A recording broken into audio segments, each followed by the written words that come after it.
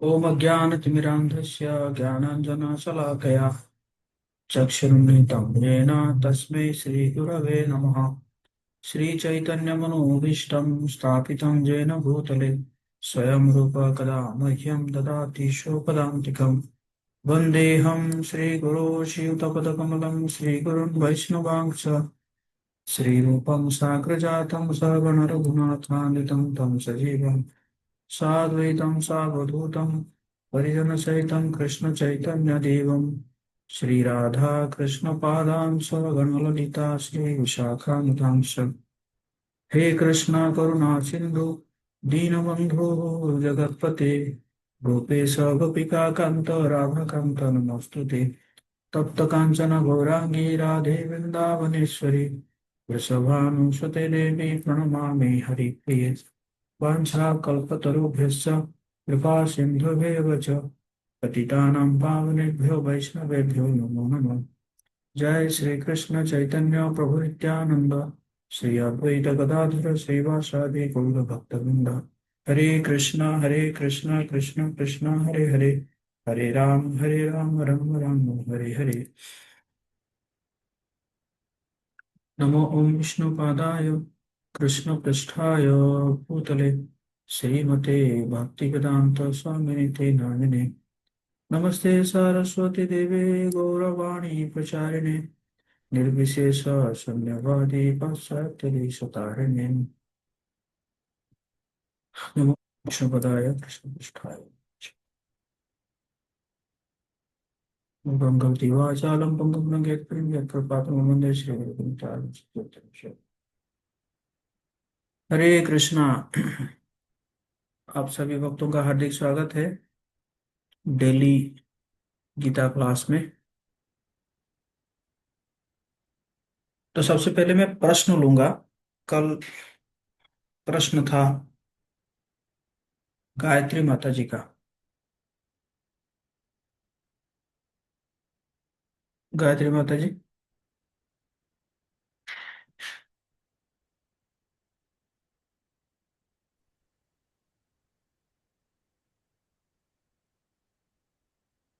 हरे कृष्णा प्रभु जी जी। बोलिए। प्रभु जी, कल हमारा प्रश्न था, जो आपने कथा बताई थी कि चिंता के कारण अर्जुन के हाथों से गांडीव छूट गया था। तो उन्होंने जो प्रण लिया था कि जब मैं गांडीव छोड़ दूंगा तो मतलब आत्महत्या कर लूंगा या कर दूंगा, यही नहीं समझ में आया था। मतलब वो गांडीव जब उनके हाथ से छूटेगी तो क्या वो स्वयं की हत्या करने का प्रण लिए थे या फिर किसी अन्य का जो उसका अपमान करे, यही प्रश्न था। ओके। तो ये था कि कोई अगर अर्जुन को कहे कि तुम अर्जुन तुम अब अपने गांडीव को नीचे रख दो, अगर इस प्रकार था तो उन्होंने प्रण किया था कि ऐसी इसी प्रकार जो भी करे कहेगा तो उसका मैं हत्या कर दूंगा, है ना। तो आत्महत्या नहीं, वो उसको मतलब उसको मार डालेंगे।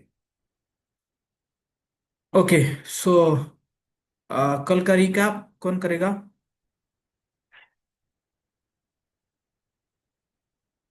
कल क्या सुने थे? ये सनीमा माता जी।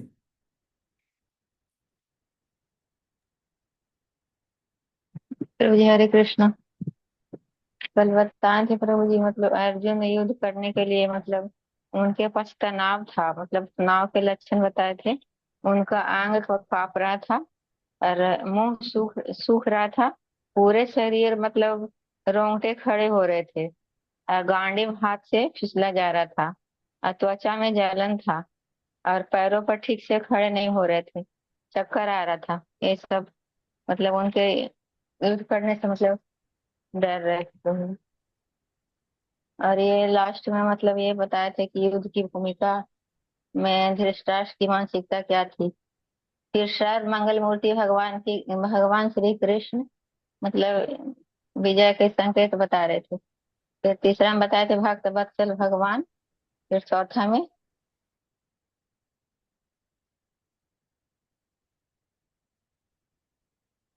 जीवन के कष्ट। कृष्ण प्रभु।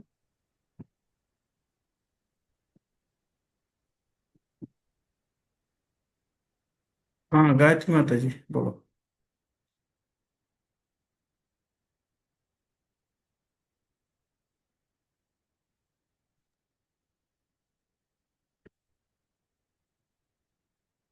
प्रभु जी, कल आपने श्लोक नंबर 29 से श्लोक नंबर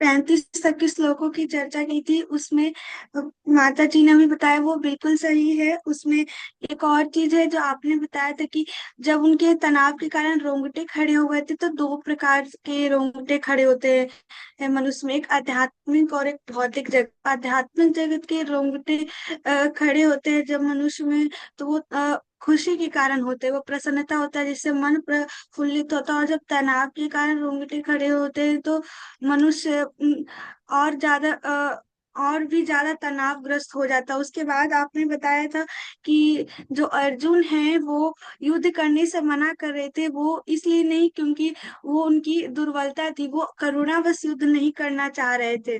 और ऐसी स्थिति भगवान श्री कृष्ण ने ही उत्पन्न की थी। वो जो भी हुआ उन्हीं की ही इच्छा से हो रहा था। और भगवान को, श्री भगवान को अर्जुन गोविंद कहकर संबोधित करते, क्योंकि सभी गौ और इंद्रियों के स्वामी होते हैं। गौ अर्थात इंद्रिया और गौ एक ही है। गौ का एक शरीर भी से भी होता है। और इसी प्रकार आपने बताया कि वो अपने संबंधियों से इस कारण युद्ध नहीं करना चाह रहे थे कि उनसे उनकी हत्या करके उन्हें क्या लाभ होगा। वो देहात्म बुद्धि से बंध रहे थे। तो इसी कारण फिर श्री वो प्रश्न करते हैं। बस प्रभु जी।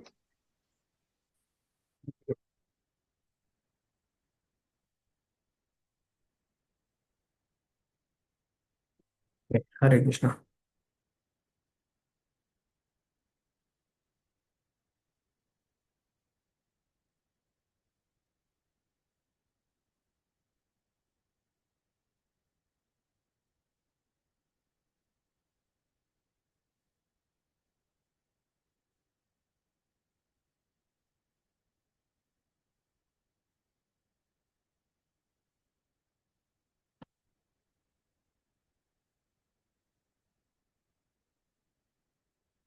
ओके, 36 हम करेंगे।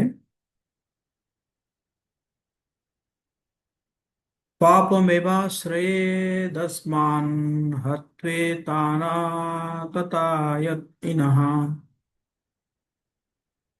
तस्मान्नार्हा वयं हन्तुं धार्तराष्ट्रान् सबान्धवान् स्वजनं हि कथं हत्वा सुखिनः श्याम माधव।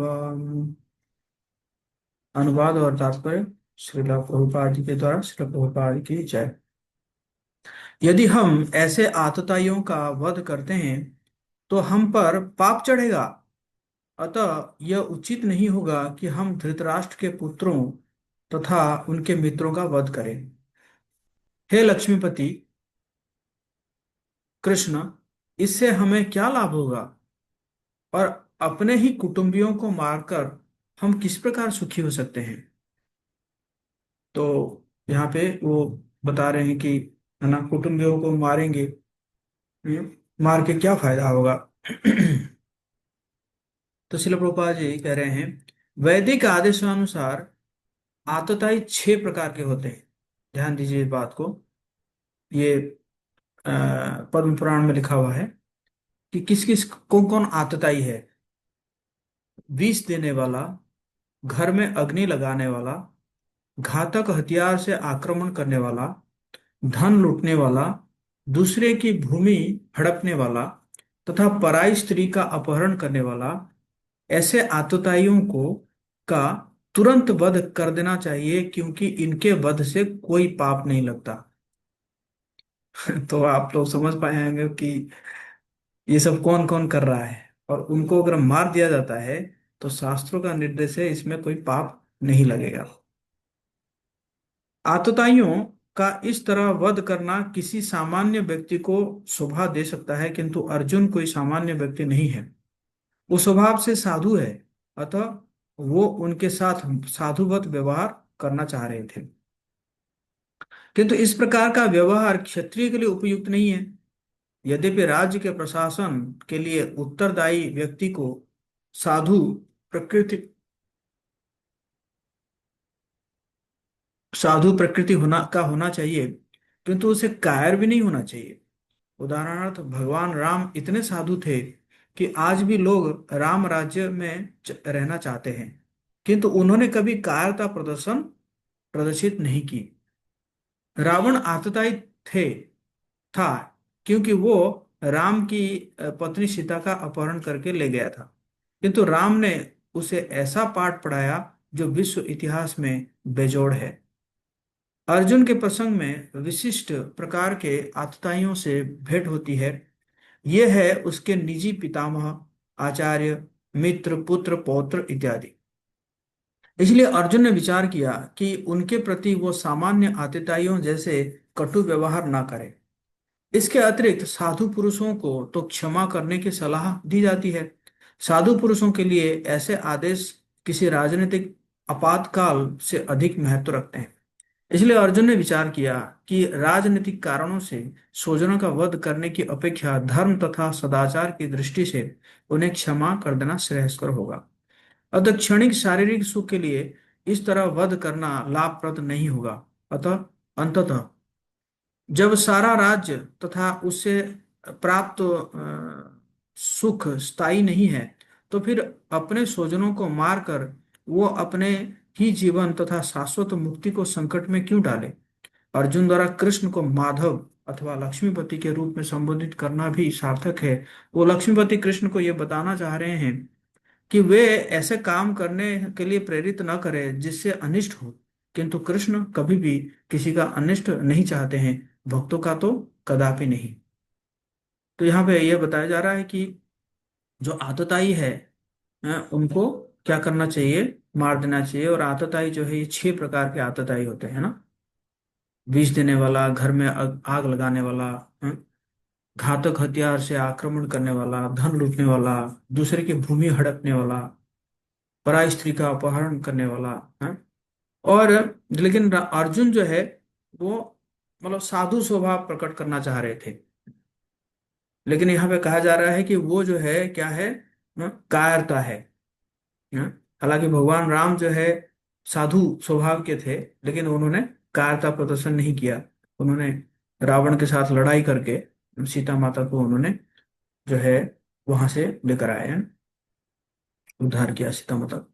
तो इसी प्रकार जो है यहाँ पे अर्जुन क्या कर रहा है, अपने मित्र परिजनों को देखकर, है ना, उसके अंदर ये प्रकार इस प्रकार का भाव आ रहा है ना। लेकिन क्या है कि ये, है ना, मतलब क्षत्रिय के लिए ये जस्टिफाइड नहीं है। और अर्जुन भगवान जी को माधव या लक्ष्मीपति क्यों कह रहे हैं, कह रहे हैं कि मतलब आप ऐसे मेरे से ऐसा अनिष्ट क्यों करवाना चाहते हैं, जब आप माधव है, लक्ष्मीपति है ना, और है ना, तो इस प्रकार आप क्यों कराना चाहते हैं मेरे से। 6 तो प्रेजेंटेशन में देख देख लेंगे ये बात जस्ट।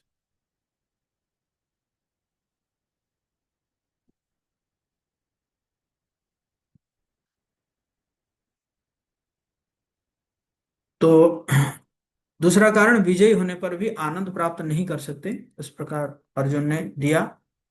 और अगर हम आतताइयों को मार डालते हैं तो हमें पाप लगेगा। तो ये जो कारण अभी चल रहा है क्या है, पाप कर्म के बुरे फल का भय, है ना। ये लोभी लोग दोष नहीं देख सकते हैं, लेकिन हम तो देख सकते हैं ना।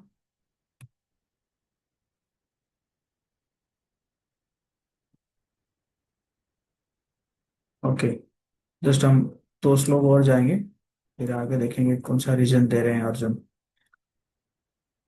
यद्यप्येते न पश्यन्ति लोभोपहत चेतसः कुलक्षय कृतं दोषं मित्रदोहे च पातकम् कथं न ज्ञेयम् अस्माभिः पापादस्मानि वर्तितुं कुलक्षय कृतं दोषं प्रपश्यति जनार्दन।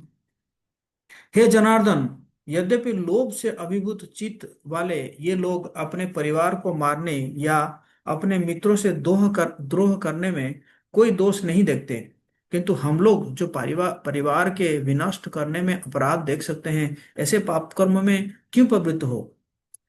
इसलिए पापा जी कह रहे हैं, क्षत्रिय से यह आशा नहीं की जाती कि वो अपने विपक्षी दल द्वारा युद्ध करने या जुआ खेलने का आक्रमण दिए जाने पर मना करे।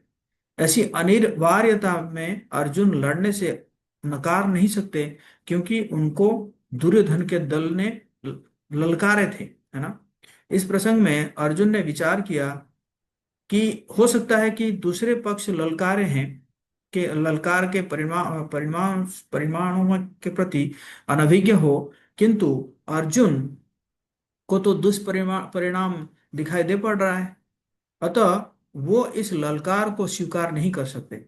यदि परिणाम अच्छा हो तो कर्तव्य वस्तुतः पालनीय है, किंतु यदि परिणाम विपरीत हो तो हम उनके लिए बाध्य नहीं हैं। इन पक्ष विपक्षों पर विचार करके अर्जुन ने युद्ध न करने का निश्चय किया। अर्जुन कह रहे हैं कि हाँ ठीक है, वो लोग तो मूर्ख है, उन लोगों को तो कोई परिणाम पता नहीं है, लेकिन हम तो जानते हैं ना परिणाम क्या होने वाला है।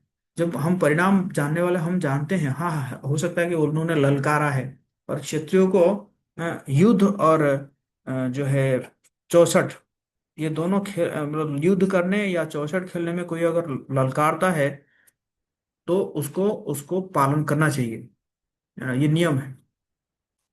लेकिन अर्जुन कह रहे हैं कि ठीक है वो ललकार ले हैं, लेकिन मैं तो जानता हूँ ना उसका परिणाम क्या है, तो मैं क्यों उनके साथ लड़ाई करूं। फिर आगे कह रहे हैं, कुलक्षय प्रणश्यन्ति कुल धर्मः सनातनः धर्मे नष्टे कुलम कृष्ण मधर्मो भी भवत्युत। कुल का नाश होने पर सनातन कुल परंपरा नष्ट हो जाती है, और इस तरह शेष कुल भी अधर्म में प्रवृत्त हो जाता है। वर्णाश्रम व्यवस्था में धार्मिक परंपराओं के अनेक नियम है, जिनके सहायता से परिवार के सदस्य ठीक से उन्नति करके आध्यात्मिक मूल्यों की उपलब्धि कर सकते हैं। परिवार में जन्म से लेकर मृत्यु तक के सारे संस्कारों के लिए वयोवृद्ध लोग उत्तरदायी होते हैं, किंतु इन वयोवृद्धों की मृत्यु के पश्चात संस्कार संबंधी पारिवारिक परंपराएं परंपराएं रुक जाती है, और परिवार के जो तरुण सदस्य बचे रहते हैं वे अधर्ममय व्यसनों में प्रवृत्त होते हैं होने से मुक्ति लाभ से वंचित रह सकते हैं। अतः किसी भी कारणवश परिवार के वयोवृद्ध का वध नहीं होना चाहिए। आज भी आप देखे होंगे कई सारे परिवार में क्या होता है कि जैसे ही लोग चले जाते हैं ना, मर जाते हैं, तो वो जो बेसिक जो क्रियाकर्म होता है वो क्रियाकर्म भी आजकल नहीं कर रहे हैं।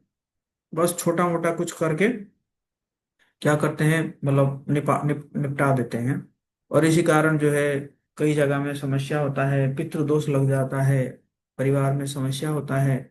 फिर बाद में फिर आते हैं यहाँ पे क्या करना चाहिए, फिर जब एस्ट्रोलॉजर कहता है कि तुम्हारा तो ये श्राद्ध कर्म ठीक से नहीं हुआ है, तुमने उनका क्रियाकर्म सही से नहीं किया है, तो फिर आखिर में जब एस्ट्रोलॉजर कहता है फिर जाके आते हैं ना।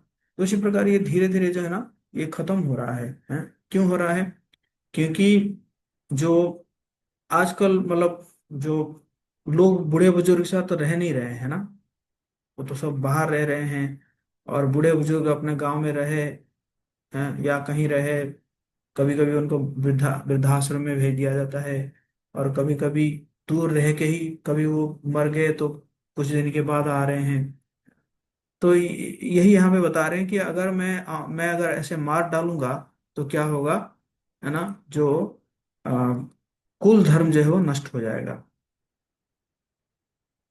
तो ये जो है क्या है, चौथा कारण है। अर्जुन क्या कर रहे हैं, चौथा कारण दे रहे हैं कि परिवार को नष्ट होने के हानिकारक प्रभाव, है ना। कुलक्षय मतलब कुल का नाश हो जाता है। प्रणश्यंती कुलधर्मा, तो जब कुल का नाश हो जाएगा तो पारिवारिक परंपराएं जो है वो विनष्ट हो जाती है। अधर्म अभिभवती, पर पारिवारिक परंपराएं नष्ट हो जाएगी तो क्या होगा, अधर्म बढ़ेगा। प्रदुष्यंती कुल स्त्रियः, कुल की स्त्रियां दूषित हो जाएंगी, हैं? अधर्म बढ़ेगा तो। और कुल की स्त्रियां अगर दूषित हो जाएंगी तो क्या होगा, वर्ण संकर होंगे, जाति के मिश्रण से अवांछित संतान आएंगे, है ना। तो परिवार और संस्कारों को नष्ट करने वालों को नारी के जीवन मिलेगा। पतंती पितरों, कुल के पुरखे पितर लोग पतित हो जाते हैं, क्योंकि उन्हें जल तथा पिंडदान देने की क्रियाएं समाप्त हो जाती हैं। उस उत्साद्यन्ते जाति धर्म, कुल धर्म, सामुदायिक योजनाएं तथा पारिवारिक कल्याण कार्य भी क्या हो जाता है, विनष्ट हो जाता है। हाँ।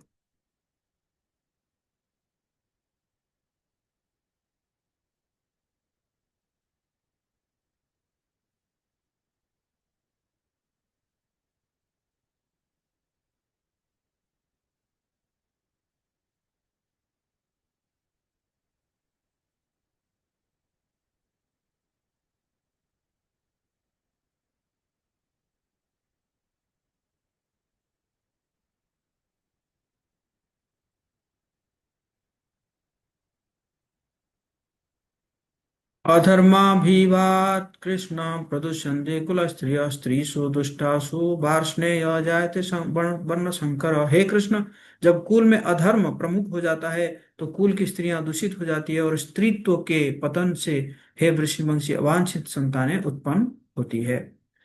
जीवन में शांति सुख तथा आध्यात्मिक उन्नति का मुख्य सिद्धांत मानव समाज में अच्छी संतान का होना है। वर्णाश्रम के नियम इस प्रकार बनाए गए थे कि राज्य तथा जाति की आध्यात्मिक उन्नति के लिए समाज में अच्छी संतान उत्पन्न हो। ऐसी संतान समाज में स्त्री के सतीत्व और उसकी निष्ठा पर निर्भर करती है। जिस प्रकार बालक सरलता से कुमार्गगामी बन जाते हैं, उसी प्रकार स्त्रियां भी पतनमुखी होते हैं होती है। अतः बालकों तथा स्त्रियों दोनों को ही समाज के वय वृद्धों का संरक्षण आवश्यक है। स्त्रियां विभिन्न धार्मिक प्रथाओं में संलग्न रहने पर व्यभिचारिणी नहीं होंगी। चाणक्य पंडित के अनुसार सामान्यतः स्त्रियां अधिक बुद्धिमान नहीं होती, अतः वे विश्वसनीय नहीं है, इसलिए उन्हें विविध कुल परंपराओं में व्यस्त रहना चाहिए और इस तरह उनके सतीत्व और अनुरक्ति से ऐसी संतान जन्मेगी जो वर्णाश्रम धर्म में भाग लेने के योग्य होगी। ऐसे वर्णाश्रम धर्म के विनाश से यह स्वाभाविक है कि स्त्रियां स्वतंत्रता पूर्वक पुरुषों से मिल सकेंगी और व्यभिचार को प्रश्रय मिलेगा, जिससे अवांछित संतानें उत्पन्न होंगी।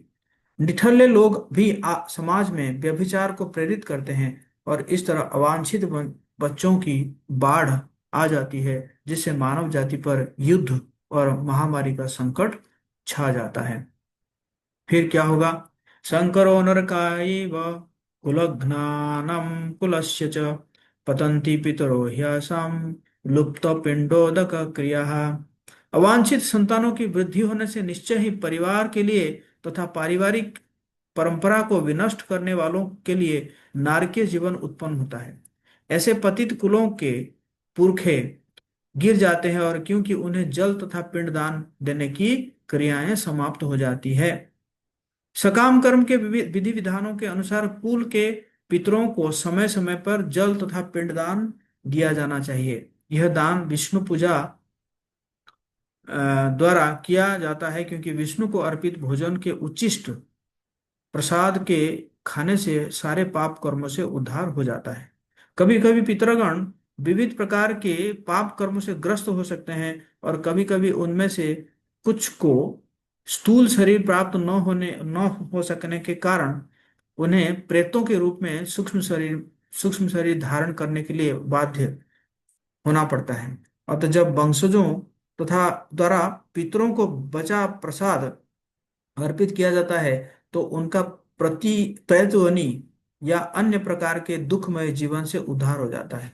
पितरों को इस तरह की सहायता पहुंचाना कुल परंपरा है और जो लोग भक्ति का जीवन यापन नहीं करते हैं उन्हें ये अनुष्ठान करने होते हैं। केवल भक्ति करने से मनुष्य सैकड़ों हजारों पितरों को ऐसे संकटों से उबार सकता है। भागवत में वर्णन कहा गया है, देवर्षि भूतात्म नृणाम पितॄणाम न किं करो न्याय मृणम च राजन सर्वात्मनाय शरणम शरण्यम गतो मुकुंदम परिहृत्य कृतम। जो पुरुष अन्य समस्त कर्तव्यों को त्याग कर मुक्ति के दाता मुकुंद के चरण कमलों की शरण ग्रहण करता है और इस पथ पर गंभीरता पूर्वक चलता है, वो देवताओं, मुनियों, सामान्य जीवों, स्वजनों, मनुष्यों या पितरों के प्रति अपने कर्तव्य या ऋण से मुक्त हो जाता है। श्री भगवान की सेवा करने से ऐसे दायित्व तो अपने आप पूरे हो जाते हैं, है ना, है कि नहीं। तो अगर मुकुंद के चरण कमलों की शरण लेता है कोई, तो फिर वो जो है ये सभी प्रकार के ऋणी, है ना, जैसे देवताओं देवताओं के पास हम ऋणी हैं। देवताएं जो है वायुदेव वायु दे रहे हैं, सूर्य देव जो है सनलाइट दे रहे हैं, है ना, ताप दे रहे हैं, और इंद्रदेव जो है वो बारिश दे रहे हैं। तो इसी प्रकार सभी देवताओं के पास हम ऋणी हैं। उसी प्रकार मुनियों के पास हम ऋणी हैं। मुनिया जो है क्या किए हैं, जो है शास्त्र लिखे हैं, पुस्तक लिखे हैं, है ना, और जिसके कारण हम लाभान्वित हो रहे हैं। सामान्य जीवों, जैसे गौ माता हो गई, है ना, और कुछ भी जीव है, स्वजनों, मनुष्यों या पितरों के प्रति अपने कर्तव्य या ऋण से ऋण है। लेकिन अगर कोई, मतलब ये ऋण ऋण तो चुकाना होगा, लेकिन कोई अगर मुकुंद के चरण कमलों की शरण ग्रहण कर लेता है तो वो क्या हो जाता है, इन ऋणों से वो मुक्त हो जाता है। श्री भगवान की सेवा करने से ऐसे दायित्व तो अपने आप जो है क्या हो जाते हैं, पूरे हो जाते हैं। ओके, अगला श्लोक पढ़ते हैं। दोषे रेते कुलघ्नानां वर्ण संकर कारके उत्साद्यन्ते जाति धर्मः कुल धर्माश्च शाश्वताम्। जो लोग कुल परंपरा को विनष्ट करते हैं और इस तरह अवांछित संतानों को जन्म देते हैं, तो उनके दुष्कर्मों से समस्त प्रकार की सामुदायिक योजनाएं तथा पारिवारिक कल्याण कार्य विनष्ट हो जाते हैं। सनातन धर्म या वर्णाश्रम धर्म द्वारा निर्धारित मानव समाज के चारों वर्णों के लिए सामुदायिक योजनाएं, पारिवारिक कल्याण कार्य इसलिए नियोजित है क्योंकि मनुष्य चरम मोक्ष को प्राप्त कर सके। अतः समाज के अनुत्तरदायी नायकों द्वारा सनातन धर्म परंपरा के विखंडन से उस समाज में अव्यवस्था फैलती है। फलस्वरूप लोग जीवन के उद्देश्य विष्णु को भूल जाते हैं। ऐसे नायक अंधे कहलाते हैं और जो लोग इनका अनुगमन करते हैं वे निश्चय ही कुव्यवस्था की ओर अग्रसर होते हैं। परंपरा नष्ट होने से इस प्रकार होता है।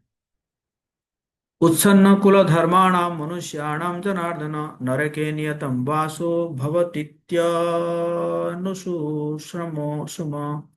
हे प्रजापालक कृष्ण, मैंने गुरु परंपरा से सुना है कि जो लोग कुल धर्म का विनाश करते हैं वे सदैव नरक में वास करते हैं। तो अर्जुन अपने नरकों को अपने तर्कों को अपने निजी अनुभव पर न आधारित करके आचार्यों से जो सुन रखा है उस पर आधारित करते हैं। वास्तविक ज्ञान प्राप्त करने की यही विधि है। जिस व्यक्ति ने पहले से ज्ञान प्राप्त कर रखा है उस व्यक्ति की सहायता के बिना कोई भी वास्तविक ज्ञान तक नहीं पहुंच सकता। वर्णाश्रम धर्म की एक पद्धति के अनुसार मृत्यु के पूर्व मनुष्य को पाप कर्म के लिए प्रायश्चित करना होता है। जो पापात्मा है उसे इस विधि का अवश्य उपयोग करना चाहिए। ऐसा किए बिना मनुष्य निश्चित रूप से नरक भेजा जाएगा और जहां उसे अपने पाप कर्मों के लिए कष्टमय जीवन बिताना होगा। तो यहाँ पे इम्पोर्टेंट बात क्या है कि अर्जुन जो है इसको पुष्टि कर रहे हैं कि मैंने सुन रखा है ना। तो कह रहे हैं कि वास्तविक ज्ञान प्राप्त प्राप्त करने की यही विधि है ना। हम हम मतलब हमें क्या करना चाहिए, प्रॉपर सोर्स, है ना, प्रॉपर बोनाफाइड सोर्स से हमें सुन के बताना चाहिए, नहीं कि मेरे मन में ऐसा आ रहा है, मेरे विचार में ऐसा आ रहा है? तो ये नहीं है। अहोबत महत्पापम कर्तुम व्यवसिता वयम यद यद्राज्यसुख लोभेन हंतुम स्वजनमुद्यतः। ओ कितने आश्चर्य की बात है कि हम सब जघन्य पाप कर्म करने के लिए उद्यत हो रहे हैं। राज सुख भोगने की इच्छा से प्रेरित होकर हम अपने ही संबंधियों को मारने पर तुले हुए हैं। कह रहे हैं कि, है ना, राज्य सुख तो मिलेगा, लेकिन राज्य सुख के लिए हम संबंधियों को मार रहे हैं। ये बहुत बड़ा जघन्य अपराध हो रहा है हमसे। तात्पर्य, स्वार्थ के वशीभूत होकर मनुष्य अपने सगे भाई, बाप या माँ के वध जैसे पाप कर्म में प्रवृत्त हो सकता है। विश्व के इतिहास में ऐसे अनेक उदाहरण मिलते हैं। किंतु भगवान भगवान का साधु भक्त होने के कारण अर्जुन सदाचार के प्रति जागरूक है, अतः वो ऐसे कार्य से बचने का प्रयत्न कर रहे हैं। तो बेसिकली देखा जाए तो अर्जुन जो है, देखा जाए तो साधु स्वभाव के, इससे प्रतीत हो रहा है कि अर्जुन जो है वो साधु स्वभाव के है। बट देखा जाए तो अर्जुन के साथ क्या क्या नहीं हुआ है कि नहीं। उनके जो है पत्नी का वस्त्र हरण करने का प्रयास किया गया है। उनको लाक्षागृह में जलाने के लिए प्रयास किया गया है। उनके भाई भीम को जहर पिला दिया गया है कि नहीं। उनको 13 साल 12 साल वनवास और 1 साल अज्ञातवास रहना पड़ा। मतलब क्या क्या नहीं हुआ है उनके साथ। फिर भी वो क्या कह रहे हैं, कह रहे हैं कि इनको नहीं मारना चाहिए। तो इसको पता चलता है कि अर्जुन का हृदय जो है, मतलब बहुत सॉफ्ट हार्टेड थे, साधु हृदय के थे, है ना। यदि माम प्रतीकारमशस्त्रम शास्त्र पाणय धातराष्ट्रारणे तन्मे क्षमेतरम भवेत्। यदि शस्त्रधारी धृतराष्ट्र के पुत्र मुझे निहत्ते तथा रणभूमि में प्रतिरोध न करने वाले को मारे तो यह मेरे लिए श्रेयस्कर होगा। कह रहे हैं कि मैं तो अस्त्र नहीं चलाऊंगा, अगर कोई मुझे मार डाले भी ना, तो वो मेरे लिए श्रेयस्कर होगा। क्षत्रियों के युद्ध के नियम के अनुसार ऐसी प्रथा है कि निहत्थे तथा विमुख शत्रु पर आक्रमण न किया जाए। किंतु अर्जुन ने निश्चय किया कि शत्रु भले ही इस विषम अवस्था में उस पर आक्रमण कर दे, किंतु वो युद्ध नहीं करेंगे। उन्होंने इस पर विचार नहीं किया कि दूसरे दल युद्ध के लिए कितना उद्यत है। इन सब लक्षणों का के कारण उनकी दयार्द्रता है, जो भगवान के महान भक्त होने के कारण उत्पन्न हुई है। And I think this is the last verse of first chapter. Sanjay uvacha evam mukta arjuna sankhye रथोपस्थमुपाविशत् विसृज्य ससरम चापम शोक संविघ्न मानसः। संजय ने कहा, युद्ध भूमि में इस प्रकार कहकर अर्जुन ने अपना धनुष तथा बाण एक और रख दिया और शोक संतप्त चित्त से रथ के आसन पर बैठ गया। तो श्री गोपाल कह रहे हैं, अपने शत्रु की स्थिति को का अवलोकन करते समय अर्जुन रथ पर खड़ा हो गए थे, किंतु वो शोक से इतना संतप्त हो उठे कि अपना धनुष बाण एक और रख दिए और फिर रथ के आसन पर पुनः बैठ गए। ऐसे दयालु तथा कोमल हृदय व्यक्ति जो भगवान की सेवा में रत हो आत्मज्ञान प्राप्त करने के योग्य है। इस प्रकार भगवत गीता के प्रथम अध्याय कुरुक्षेत्र के युद्ध स्थल में सैन्य निरीक्षण का भक्ति वेदांत तात्पर्य पूर्ण हुआ। तो अर्जुन जो है, कह रहे हैं कि अर्जुन भगवान के प्रभुपाद जी कह रहे हैं कि he is the eligible candidate to get the knowledge of soul. आत्मज्ञान पाने के लिए वो क्या है, एक योग्य व्यक्ति है। क्यों? क्योंकि उनके हृदय में, मतलब हृदय इतना कोमल था कि वह सो सॉफ्ट हार्टेड हैं, साधु जैसा हृदय था, हैं। और तो अब जो है भगवान क्या करेंगे, उनको आत्मज्ञान प्रदान करेंगे।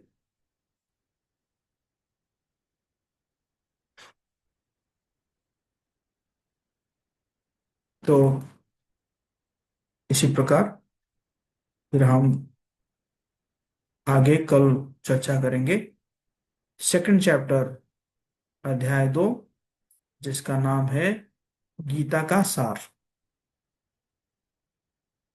हरे कृष्णा कृष्ण कृष्ण हरे हरे, हरे राम राम राम हरे हरे।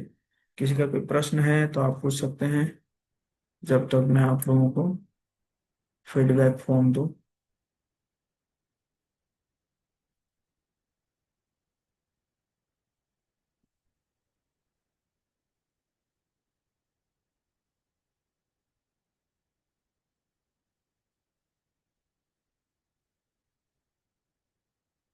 हाँ, सत्यम। कुमार जी। हरे कृष्ण प्रभु जी, पांचम प्रणाम। मेरा प्रश्न ये जी। था कि जब जो श्री कृष्ण है उनको पहले ही मार चुके थे उन सारे को, और अर्जुन सिर्फ एक माध्यम थे, तो उन्होंने दिव्य दृष्टि का उपयोग क्यों नहीं किया उनको ये दिखाने के लिए कि ये कितने दुष्कर्म कर रहे हैं, उनका साधु स्वभाव कितना भारी पड़ सकता है उनके के लिए। Okay, thank you, good question. तो बेसिकली ये जो अर्जुन को जो मोह आ रहा है ना, ये मोह भगवान की इच्छा से ही आ रहा है। भगवान ही इच्छा कर रहे हैं कि इनके अंदर मोह आए। अर्जुन को ऐसे मोह आने वाला नहीं था, क्योंकि वो बहुत ही प्रिपेयर्ड थे युद्ध के लिए ना। लेकिन ये भगवान की प्लानिंग क्या है कि ये मोह आएगा तो वो प्रश्न पूछेंगे, प्रश्न पूछेंगे तो भगवान उत्तर देंगे, और इसी प्रकार क्या होगा, भगवत गीता का संदेश जो है वो हमारे पास आएगा। इसलिए कहते हैं कि जो भगवत गीता है, पहले मैंने बताया था फर्स्ट सेशन में, कि भगवत गीता जो है गाय है, और अर्जुन जो है बछड़ा है, और भगवान जो है वो क्या है, ग्वाला है। और वो जो दूध जो दुहे हैं, उस दूध को आज हम पी रहे हैं, है ना। तो actually this was totally A plan of Krishna. भगवान जो है प्लान किए थे, और भगवान इसलिए कह भी रहे हैं कि देखो, ये जो भगवत गीता है ना, मैंने पहले तो बताया हूँ, सूर्यदेव विभूषण को बताया हूँ, आज मैं सेकंड टाइम तुम्हें बता रहा हूँ। और भगवान वहां पे कह भी रहे हैं, योग नष्ट परंतप, मतलब कहीं ना कहीं ये जो जो परंपरा से जो गीता का ज्ञान आ रहा था, कहीं ना कहीं नष्ट हो गया है, इसलिए मैं तुम्हें दोबारा बता रहा हूँ। सो ये पूरा एकदम प्लान था, भगवान जी का प्लान था। ओके सत्यम प्रभु। गायत्री कुमारी जी। हरे कृष्ण प्रभु। प्रभु जी, आपने बताया कि क्षत्रिय की जो नियम है उसमें यह है कि क्षत्रियों से यह आशा नहीं की जाती है कि वो अपने विपक्षी दल द्वारा युद्ध या जुआ खेलने के आमंत्रण पे मना करे। तो हमने महाभारत में पढ़ा है, जब महारानी द्रौपदी का वस्त्रहरण हो रहा था, तो उन्होंने प्रश्न किया था, वहां पे उपस्थित जितने भी सभागार में उपस्थित जो भी व्यक्ति थे, तो कोई उत्तर नहीं दे रहे थे। जब विकर्ण ने उत्तर दिया था उनका विरोध करते हुए, तो उन्होंने बताया था कि क्षत्रियों के जो चार कमजोरी हैं उनमें से एक ही बताया था उन्होंने, कि जुआ नहीं खेलना चाहिए, मतलब गैम्बलिंग नहीं करना चाहिए। तो जब वो क्षत्रिय नियम में है कि वो उनकी कमजोरी है क्षत्रियों के लिए, तो फिर ये नियम क्यों बताया गया कि उन्हें जुआ खेलने के लिए जब कोई दूसरा दल आमंत्रित करे तो मना नहीं करना चाहिए? दोनों नियम कैसे हो सकते हैं? नहीं, वैसे तो मुझे नहीं पता कौन बोला है ऐसे कि मतलब क्षत्रियों का ऐसे नियम नहीं है, बट क्षत्रियों का नियम है। क्षत्रियों का नियम है, उनको शिकार करना चाहिए, है ना। क्योंकि शिकार करेंगे तो क्या होगा, वो एक्टिव रहेंगे, और उनका जो जो एक्सपर्टीज है, वो एक्सपर्टीज का प्रैक्टिस रहेगा। और है ना, शिकार में जो जो एनिमल मर भी जाते हैं, उसमें भी उनको पाप नहीं लगता। और क्षत्रियों का नियम है 64 खेलना चाहिए। 64 क्यों खेलेंगे, क्योंकि 64 खेलने से क्या होता है, 64 खेलने से ना, मतलब छोटा छोटा चीज को व्यक्ति हारता है। तो जब हारता है तो उस हार को वो सहन कर सकता है। तो इसलिए क्षत्रियों को है कि उनको 64 खेलना चाहिए। और उसी प्रकार क्षत्रियों को युद्ध भूमि में से भागना नहीं चाहिए। युद्ध अगर कोई ललकार रहा है, चाहे चाहे मतलब अपने संबंधी क्यों ना हो, चाहे वो अपना पिता क्यों ना हो, भाई क्यों ना हो, तो उनको युद्ध करना चाहिए। बट ये कौन बोला है, ऐसा तो नहीं है, नियम तो नियम ही है। प्रभु और जी, ये नियम ही है। महाभारत की कथा में था। वो छोड़ दीजिए वो, जैसे कई बार थोड़ा मैनिपुलेट हो जाता है, बट क्षत्रियों का नियम है। यस, मौसम माता जी।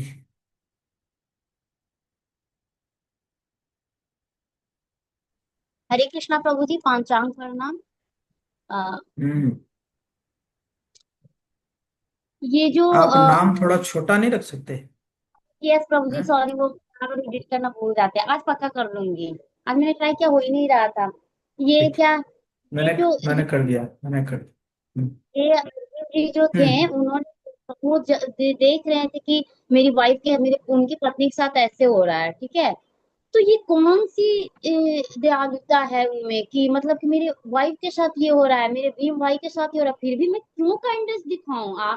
आप जो दोगे मैं उसका डबल दूंगी ना। तो आप मेरे पत्नी के साथ ऐसे करो, मेरे भाई के साथ ऐसे करो, तो मैं क्यों काइंडनेस दिखाऊं? उनको तो लड़ना चाहिए। यहाँ पर आप दयालु करे कि अर्जुन जी, सॉरी, अर्जुन भगवान जी बहुत दयालु थे। लेकिन मेरे को तो कुछ और केस लग रहा है। इतने दयालु भी नहीं होना चाहिए कि अपनी वाइफ और अपने भाई को आप ये होने दो। तो मुझे यहाँ पे थोड़ा डाउट्स लग रहा है कि आप इस केस में दयालुता कैसे कह सकते हो, लाइक कि इसका उत्तर मैं दे चुका हूँ। It was just a plan of Krishna, है ना। क्या प्रभु जी? भगवान के प्लानिंग था, भगवान जी का प्लानिंग था, है ना। तो भगवान जी का प्लानिंग था, नहीं तो वो ऐसे करते नहीं, अर्जुन ऐसे करते नहीं। अगर अर्जुन मुंह में नहीं पड़ते तो क्या होता कि जो है फिर हम भगवत गीता हम सुन नहीं पाते, है ना। तो इसलिए भगवान ने अर्जुन को मुंह में डाले ताकि भगवान भगवत गीता का संदेश हमारे पास पहुंचाने के, है ना। यस, उस समय कायर भी, उसमें कायर भी कहा जा रहा है। आगे जाके भगवान भी उनको डांटेंगे, है ना, तुम कैसे कैसे बात कर रहे हो, है ना। बट मतलब उनका सॉफ्ट हार्टेड है, वो कह रहे हैं, बट असली असली जो कर्तव्य को भूल रहे हैं, है ना। और वो कर्तव्य को क्यों भूल रहे हैं? That is also plan of Krishna, भगवान का प्लानिंग है ताकि भगवत गीता हमारे पास पहुंचे। ठीक है ना? Is it okay? Thank you.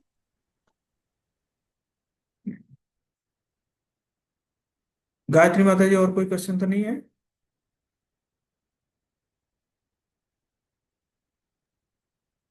जी नहीं प्रभु जी।